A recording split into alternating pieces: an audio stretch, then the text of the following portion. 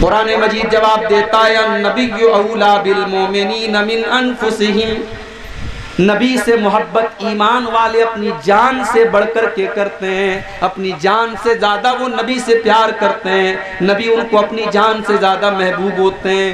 ओ लोगों ज़रा शर्म करो, ज़रा शर्म करो। जिस नबी की मोहब्बत के नाम पर तुम आज दूसरों को गाली दे रहे हो, उस नबी ने अपनी जुबान से कभी गाली नहीं दी। उस नबी का हाल तो ये था। अम्मा आयशा फरमाती हैं माँ कान रसूलुल्लाह सल्लल्लाहु अलैहि वसल्लम फाहिशन वला मुतफाहिशन, अल्लाह के प्यारे नबी ने कभी अपनी जुबान से गंदा लफ्ज इस्तेमाल नहीं किया, कभी गाली के जवाब में भी आपने गाली नहीं दी। वला सख्खाबन फिल अस्वाक, अल्लाह के प्यारे नबी बाजारों में चीखने चिल्लाने को पसंद नहीं करते थे। हो लोगों, जो नबी बाजारों में चिल्लाने को पसंद नहीं करता था, आज उस नबी की मोहब्बत के नाम पर आप डीजे बजा रहे हैं, सारे गांव को सुना रहे हैं, सारे घर वालों को, सारे मोहल्ले वालों को सुना रहे हैं, रास्ते बंद कर रहे हैं। आज मेरे पास वीडियो आया है मुंबई का, बड़े बड़े बड़े डीजे बज रहे हैं, गाने बज रहे हैं, म्यूजिक बज रहे हैं। जिस नबी ने म्यूजिक की आवाज सुनकर अपने कानों में उंगलियां डालनी हो, जिस नबी ने म्यूजिक को शैतान का आला करार दिया हो, आज उस नबी की पैदाइश के जश्न के नाम पर आप म्यूजिक बजा रहे हैं। केक भी काटा जा रहा है, नबी ने तो अपना नाम नहीं काटा। हजरत अली रज़ी अल्लाह ताला अन्हु सुलह हुदैबिया के मौके पर जब अल्लाह के नबी ने कहा कि मुहम्मदुर रसूलुल्लाह काट करके मोहम्मद इब्न अब्दुल्लाह लिख दो, तो हजरत अली ने कहा कि मैं रसूलुल्लाह का लफ्ज नहीं काट सकता। हजरत अली ने तो नहीं काटा, लेकिन आज नबी का चाहने वाला नबी का नाम लिखता है और फिर उसके बाद उसको चाकू से काट भी रहा है। मेरे प्यारे साथियों, गौर कर लो कि आज मोहब्बत के नाम पर हम कहां जा रहे हैं। मुझे तो हैरत उनके उलमा के ऊपर, उनके मौलवियों के ऊपर है। वो अपने पेट की दुकानों को चलाने के लिए अपनी आवाम को कैसे गलत रास्ते की तरफ लेकर के जा रहे हैं। ओ लोगों, आओ मैं तुमको बताता हूँ अल्लाह के नबी से मोहब्बत का क्या मतलब है, अल्लाह के नबी से मोहब्बत किस चीज को कहते हैं। जरा कुरान का सूरह तौबा की आयत नंबर 24 उठा लो। आओ, 24 नंबर का मतलब समझना है तो जरा हमसे समझो। सूरह तौबा की आयत नंबर 24, कुरान का 10वां पारा, सूरह तौबा की आयत नंबर 24। अल्लाह फरमाता है कुल इन काना आबाउकुम व अबनाउकुम व इख्वानुकुम व अज़वाजुकुम व अशीरतुकुम व अमवालुन इक्तरफ्तुमूहा व तिजारतुन तख्शौना कसादहा व मसाकिन तरदौनहा। अल्लाह ने 8 चीजों का नाम लिया। अल्लाह फरमाता है कि ऐ मेरे नबी आप ऐलान कर दीजिए, कुल इन काना आबाउकुम, ऐ मेरे नबी आप ऐलान कर दीजिए कि ऐ मुसलमानों 8 चीजें ऐसी हैं जिनसे तुम बहुत ज्यादा मोहब्बत करते हो। 8 चीजें ऐसी हैं जिनसे तुम बहुत ज्यादा प्यार करते हो। सबसे पहली चीज, कुल इनकाना आबाउकुम, अगर तुम अपने बाप से प्यार करते हो। कौन अपने बाप से प्यार नहीं करता? कोई बदनसीब होगा, कोई बदबख्त होगा, कोई नामुराद होगा जो अपने बाप से मोहब्बत नहीं करे।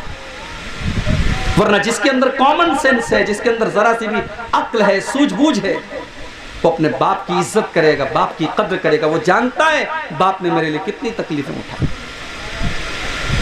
दुनिया में कभी माँ बाप को मत सताना मेरे भाई, वरना दुनिया ही में अल्लाह ताला सजा देगा।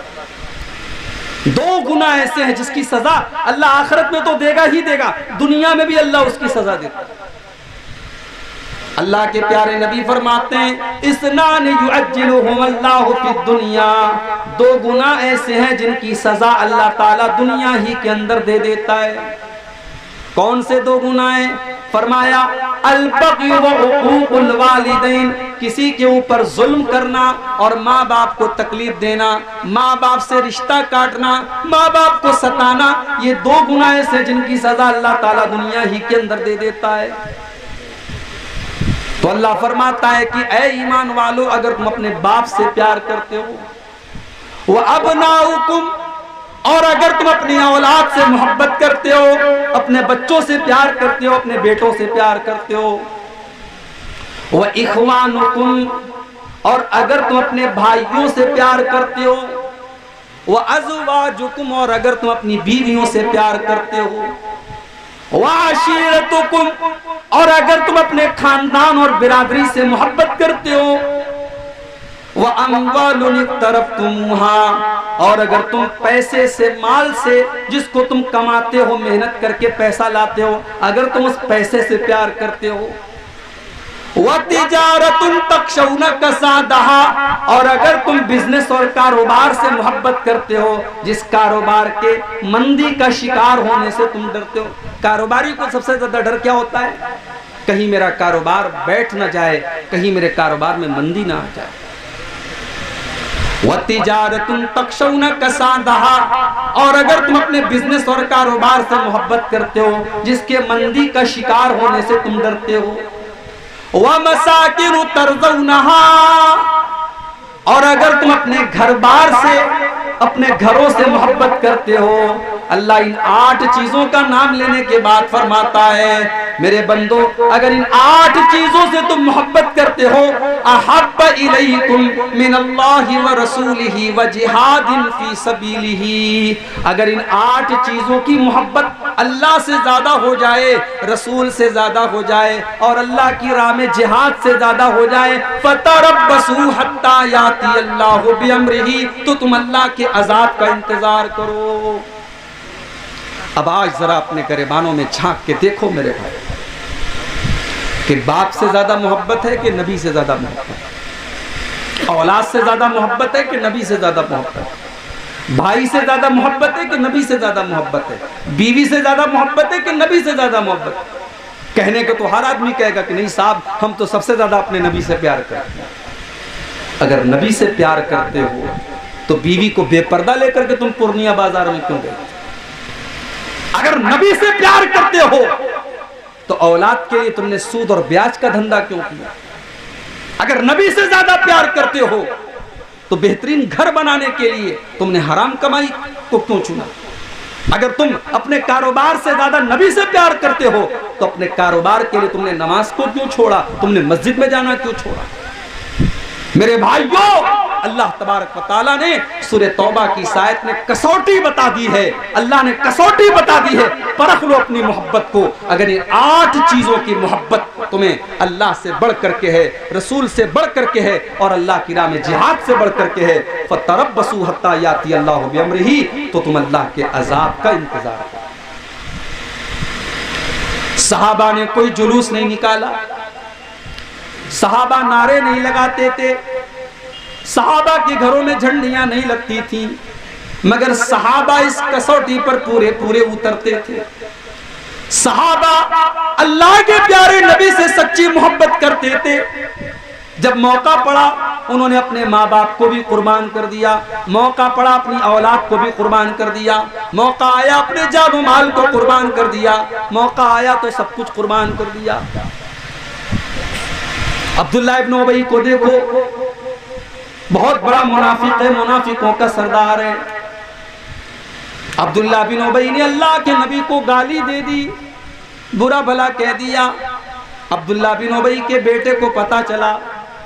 अब्दुल्लाह बिन उबई तो मुनाफिक है, लेकिन उसका बेटा सच्चा मुसलमान है, नबी का सहाबी है, नबी का साथी है। बेटे को पता चला कि बाप ने अल्लाह के नबी की गुस्ताखी कर दी है, बाप ने अल्लाह के नबी के बारे में कुछ नाज़ेबा कलमात कह दिए। क्या कहा था बाप ने?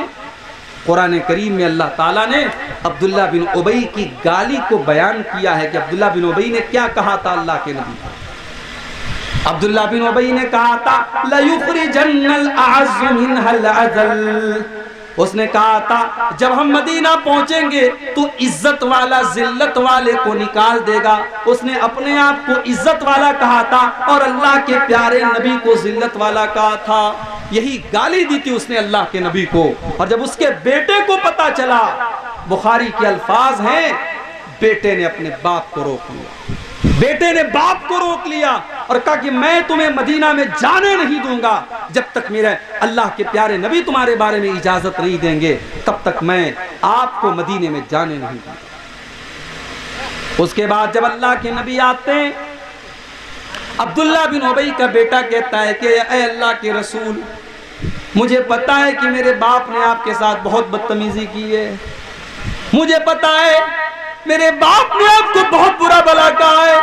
ऐ अल्लाह के नबी, अगर आप मेरे बाप की सजाए मौत का फैसला करें तो ये सजा किसी और को देने मत दीजिएगा, अपने बाप को सजाए मौत मैं दूंगा, क्योंकि उसने आपकी तौहीन की है। वो मेरा बाप है, मैं उससे बहुत ज्यादा मोहब्बत करता हूँ, मगर ऐ अल्लाह के नबी मैं आपसे ज्यादा उससे मोहब्बत नहीं करता हूँ। अगर मेरे बाप ने आपके साथ गुस्ताखी की है, मैं उसको मदीना के अंदर दाखिल नहीं होने दूंगा। ये थे नबी के सहाबा, ये थे नबी के सहाबा, और ये थी मेरे प्यारे साथियों उनकी मोहब्बत रसूल। आज मोहब्बत रसूल के नाम पर हम कहां जा रहे हैं, हम खुद फैसला कर लें, मुझे कुछ बताने की जरूरत नहीं। गज़वे बद्र का वो मंजर याद करो, एक तरफ हजरत अबू बकर सिद्दीक हैं, दूसरी तरफ उनका बेटा है। बाप मुसलमान है, बेटा काफिर है। बाप बेटे के दरमियान लड़ाई हो रही है, जंग हो रही है। कभी बेटा बाप की तलवार के नीचे आ जाता है, कभी बाप बेटे की तलवार के नीचे आ जाता है। जंग खत्म हो गई। बाद में हजरत अबू बकर के बेटे भी मुसलमान हो गए, अब्दुर्रहमान बिन अबू बकर। बाद में जब बाप बेटे आपस में गुफ्तगू कर रहे हैं, अब्दुर्रहमान बिन अबू बकर कहते हैं कि अब्बा जान, पता है बद्र की लड़ाई में कई बार ऐसा मौका आया कि आपकी गर्दन मेरी तलवार के नीचे आ गई। कई बार ऐसा मौका आया कि आपकी गर्दन मेरी तलवार के नीचे आ गई, मगर मैंने ये सोच करके छोड़ दिया कि आप मेरे बाप हैं। मैंने आपको छोड़ दिया कि ये मेरे बाप हैं, मैंने ये सोच करके आपको कत्ल नहीं किया। हजरत अबू बकर सिद्दीक कहने लगे, ओ मेरे बेटे, तूने तो बाप समझ करके छोड़ दिया, लेकिन अगर तेरी गर्दन मेरी तलवार के नीचे आई होती तो मैं तुझे न छोड़ता, क्योंकि उस वक्त मैं तुझे अपना बेटा नहीं समझ रहा था, उस वक्त मैं तुझे इस्लाम का दुश्मन समझ रहा था, उस वक्त मैं तुझे नबी का दुश्मन समझ रहा था। अगर तेरी गर्दन मेरी तलवार के नीचे आई होती तो मैं तुझे खत्म कर देता। ये थे नबी के साहब, उन्होंने नबी से बढ़ करके किसी को नहीं चाहा। मेरे प्यारे साथी, वही भाई से ज्यादा नबी से प्यार होना चाहिए। हजरत मुसअब इब्न उमैर को देखो, जंगे बद्र में हजरत मुसअब इब्न उमैर के भाई काफिरों की तरफ से लड़ रहे थे, काफिर थे, मुशरिक थे। जब जंग खत्म हो गई, कैदियों को पकड़ के लाया गया, तो मुसअब इब्न उमैर के जो भाई थे उनका नाम था अबू उबैद बिन उमैर। अबू उबैद इब्न उमैर भी कैदियों के साथ पकड़ के लाए गए। एक मुसलमान ने उनको कस के पकड़ा हुआ था। हजरत मुसअब इब्न उमैर की नजर पड़ी, उन्होंने अपने मुसलमान साथी से कहा, इसको जरा कस के बांधना, इसको अच्छी तरीके से बांध के रखना, इसकी माँ बहुत पैसे वाली है, बहुत पैसा मिलेगा, इसको पैसा लेकर के छोड़ना है। मुसअब इब्न उमैर का भाई हैरान है, उसने कहा, तू मेरा भाई हो के ऐसी बात कर रहा है? तू मेरे बारे में कह रहा है इसको कस के बांधो, इसको मजबूती से बांधो, और तू ये भी कह रहा है कि इसकी मां के पास पैसा बहुत ज्यादा है। अरे तू मेरा सगा भाई है, तेरे जिस्म के अंदर वही खून दौड़ रहा है जो मेरे जिस्म के अंदर दौड़ रहा है, लेकिन तू आज इस तरीके से मेरे बारे में बात कर रहा है, आखिर क्या वजह है, क्या बात है? हजरत मुसअब इब्न उमैर कहते हैं, इन्नहु अखी दूनक, ओ मेरे भाई, कल तक तू मेरा भाई था, लेकिन आज इस्लाम ने मेरे और तेरे दरमियान दीवार खड़ी कर दी है। आज तू मेरा भाई नहीं है, आज ये मेरा भाई है, जिसने तुझको गिरफ्तार करके रखा है, जिसने तुझको पकड़ करके रखा है, ये मेरा भाई है, तू मेरा भाई नहीं है। ये थी सहाबा की नबी सल्लल्लाहु अलैहि वसल्लम। हमने तो मोहब्बत को मजाक बना के रख दिया। हम तो मोहब्बत के नाम पर वो सारे काम कर रहे हैं जिसकी नबी की सुन्नत में और नबी की शरीयत में जिसकी कोई गुंजाइश नहीं। मेरे प्यारे साथियों, जिसको नबी से मोहब्बत होगी वो नबी की इत्तिबा करेगा, वो नबी के नक्शे कदम पर चलेगा, वो नबी की सुन्नतों पर चलेगा। अल्लाह कुरान में कहता है, सूरह आल इमरान की आयत नंबर 41 में कहता है, कुल इन कुंतुम तुहिब्बून अल्लाह फत्तबिऊनी युहब्बिबकुमुल्लाह। ऐ नबी आप ऐलान कर दीजिए, अगर तुम अल्लाह से मोहब्बत करते हो तो नबी की इत्तिबा करो, नबी की पैरवी करो। अल्लाह के नबी सहाबा के साथ जा रहे हैं, सफर के दौरान नमाज का टाइम हो गया। अल्लाह के नबी ने सहाबा से कहा कि जूता पहन करके नमाज पढ़ लो। पता चला कि अगर जूता पाक साफ हो और सफर के हालात हो, जंगल वगैरह का मामला हो और जूता उतारने में दिक्कत की बात हो तो जूता पहन करके भी नमाज पढ़ सकते हैं। अल्लाह के नबी जूता पहन के नमाज पढ़ने लगे, सहाबा भी पीछे जूता पहन करके नमाज पढ़ने लगे। नमाज के दौरान अल्लाह के नबी ने अपने जूते उतार दिए। सहाबा ने देखा अल्लाह के प्यारे नबी ने अपने जूते उतार दिए, सहाबा ने भी फौरन अपने जूते उतार दिए। जब अल्लाह के प्यारे नबी ने सलाम फेरा, आपने पूछा, मा हमलकुम अला इल्काई निआलिकुम। ऐ मेरे सहाबा, मैंने तो जूते इसलिए उतारे क्योंकि जिब्रील अलैहिस्सलाम ने आकर के मुझको बताया था कि मेरे जूते में गंदगी लगी है, इसलिए मुझे जूता उतारना पड़ा। ऐ मेरे सहाबा, तुमने जूता क्यों उतारा? सहाबा ने कहा, ऐ अल्लाह के नबी, राइना का लबिस्तन आलका, हमने देखा कि आप जूता पहन करके नमाज पढ़ रहे हैं, हम भी जूता पहन करके नमाज पढ़ने लगे। हमने देखा आपने जूते उतार दिए, हमने भी जूते उतार दिए। हम तो आपकी पैरवी करने वाले, हम तो आपकी इत्तिबा करने वाले और आपके नक्शे कदम पर चलने वाले हैं। आपने जूता उतारा, हमने उतार दिया, आपने पहना, हमने पहन लिया। ये है मोहब्बत रसूल। मोहब्बत रसूल ये है कि नबी ने जहां जूता उतार दिया वहां जूता उतार दिया जाए, और नबी ने जहां जूता पहन लिया वहां जूता पहन लिया जाए। सहाबा ने इसको मोहब्बत रसूल समझा है मेरे प्यारे साथी। और रबीउल अव्वल का महीना, अगर एक तरफ नबी की पैदाइश का महीना है तो दूसरी तरफ नबी की वफात का महीना है। अगर इस्लाम में किसी की पैदाइश की खुशी है तो फिर किसी की मौत का गम भी होना चाहिए। लेकिन इस्लाम इन सब फुजुलियात से पाक है मेरे प्यारे साथ। और जिसको यह याद है कि रबीउल अव्वल के महीने में अल्लाह के नबी पैदा हुए, उसको यह भी याद होना चाहिए कि इसी महीने में अल्लाह के नबी का इंतकाल भी हुआ। अच्छा, आपको यह पता है रबीउल अव्वल के पहले कौन सा महीना आता है? आप लोग बताइए, कौन सा महीना आता है रबीउल अव्वल के पहले? मालूम है? जनवरी, फरवरी, मार्च, अप्रैल सबको आता है। इस्लामी कैलेंडर के 12 महीनों का नाम भी हमें और आपको नहीं पता। वज़ा में तुम हो नसारा तो तमद्दुन में हुनूद, ये मुसलमान है जिन्हें देख के शर्माएंगे। आज के मुसलमान को इस्लामी 12 महीनों के नाम भी नहीं पता। अगर पूछा जाए कि इस्लामी कैलेंडर का पहला महीना कौन है तो बहुत सारे लोग ये भी नहीं बता पाएंगे पहला महीना कौन सा। रबीउल अव्वल के पहले महीना कौन सा आता है? सफर का। सफर की आखिरी तारीख थी, 28 या 29 तारीख थी। एक अंसारी साहबी के जनाजे में अल्लाह के नबी गए हुए थे। जनाजे से आप लौट रहे थे, आपके सर में शदीद दर्द शुरू हुआ।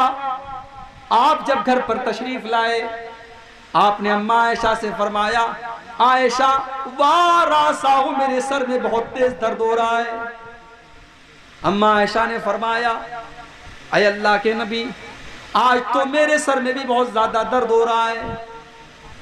आपने फरमाया, आयशा लौ मुत्ती क़ब्ली लगसलतुकी व कफ़नतुकी। ऐ आयशा, चलो एक वादा तुमसे करता हूं, अगर तुम्हारी मौत मुझसे पहले हो गई, तुम दुनिया से मुझसे पहले चली गई, तुम्हारा इंतकाल हो गया, तो ऐ आयशा मैं तुम्हें गुस्ल दूंगा और मैं तुम्हें कफनाऊंगा। मैं अपने हाथों से तुम्हें गुस्ल दूंगा और अपने हाथों से कफनाऊंगा। अम्मा आयशा ने फरमाया, ऐ अल्लाह के नबी, आप तो यही चाहते हैं मैं मर जाऊं और आप मेरी जगह कोई सौतन ले आए और मेरे घर में किसी दूसरी औरत को ला करके बसाएं। आपने अम्मा आयशा के साथ हंसी मजाक भी किया। लेकिन मेरे प्यारे साथियों, यही दिन था जिस दिन से अल्लाह के नबी की बीमारी का आगाज हुआ, आपके मर्जुल मौत का आगाज हुआ। और इस बीमारी के अंदर आप 13-14 दिन तक मुब्तला रहे और 12 रबीउल अव्वल को आपका इंतकाल हुआ। 13-14 दिन तक आप बीमार थे। बीमारी बढ़ने लगी। उसी बीमारी के आलम में मदीना से 10 किलोमीटर दूर शुहदाए उहद का कब्रिस्तान है। अल्लाह के नबी मदीना से 10 किलोमीटर दूर शुहदाए उहद के कब्रिस्तान पर जाते हैं और वहां खड़े होकर के उनके लिए दुआ करते हैं, या एक रिवायत के मुताबिक वहां खड़े होकर के जनाजे की नमाज पढ़ते हैं। 8 साल के बाद जंग उहद हुई है सन 2 हिजरी में।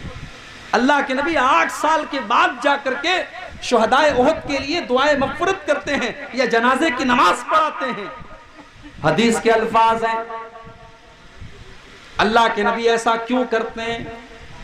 क्योंकि अल्लाह के नबी शुहदाए उहद से अलविदा कह रहे थे और उनको ये बताने की कोशिश कर रहे थे कि ए उहद में शहीद होने वाले मेरे सहाबा, मैं जल्द ही तुम्हारे पास आने वाला हूं, मैं भी अल्लाह के पास आने वाला हूं।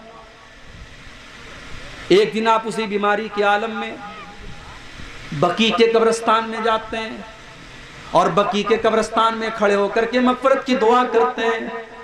उसके बाद आप मस्जिद में आते हैं और मिंबर पर खड़े होते हैं और खुतबा देते हैं और खुतबे में फरमाते हैं, इन्नी बैना यदीकुम फरतुन व अना अलैकुम शहीदुन। ओ लोगों, मैं तुम सबसे आगे जाने वाला हूँ और मैं क़यामत के दिन तुम्हारे बारे में गवाही देने वाला हूँ और तुमसे मुलाकात हौज़े कौसर पर होगी और मैं यहाँ से अपने हौज़े कौसर को देख रहा हूँ। ओ लोगों, मुझे ये डर नहीं है कि तुम मेरे बाद शिर्क करने लगोगे, मुझे डर है तो इस बात का डर है कि कहीं तुम दुनिया के फितने में न पड़ जाओ, कहीं दुनिया की रंगीनियों में न खो जाओ।